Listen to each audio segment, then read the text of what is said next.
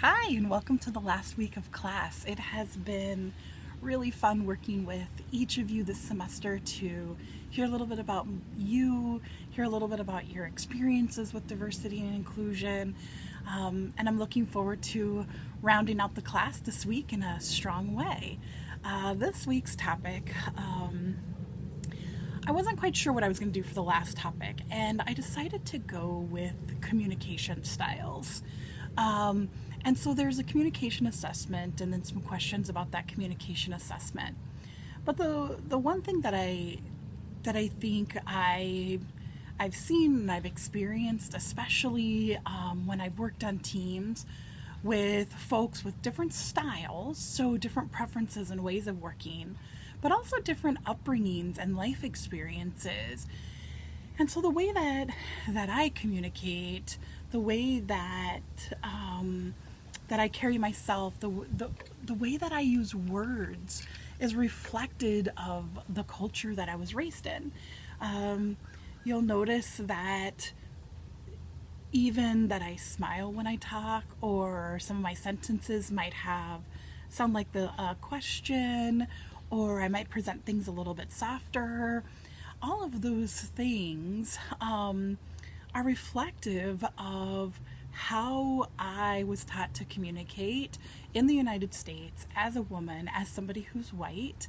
And so it's not separate from all of that. And as we go into workplaces, and workplaces have policies around things like professionalism or how to communicate, one thing I always try to challenge in workplaces is to understand that our definitions and our understanding of words like professionalism can have some real bias in there, can have some real cultural bias. Because what's professional in one context might not be true in another context, and it actually could be encouraging employees to adapt who they are in order to fit in.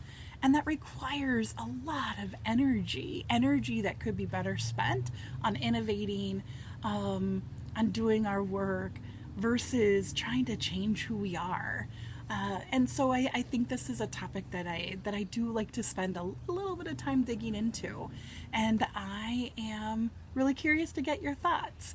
As we're rounding out class, technically the last day of class is on the 18th, which is Thursday.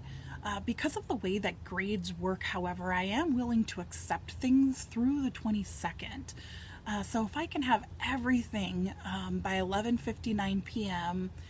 Taiwan time on the 22nd of June, I will be able to make the grade deadline of the 25th. And if you have any questions as you're finishing up your coursework, as you're going back over your grades, let me know if there's anything you want me to revisit or regrade or talk through. I hope everybody has a really fantastic week, and I will talk to you later. Bye-bye.